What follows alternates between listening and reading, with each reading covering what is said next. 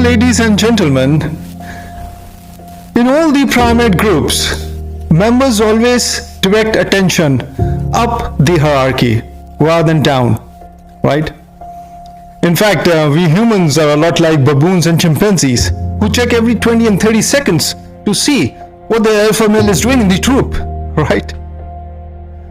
Similarly, human bosses within the organizations often do not realize that how their closely underlings monitor their every word and deed and are oblivious of the gyrations that subordinates go through to protect themselves and to please others, who are in the top of the upper echelons, right?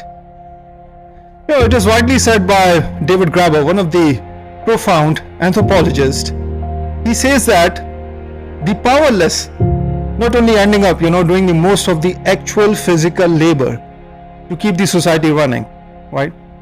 But they're also doing the most of the interpretative labor as well, right?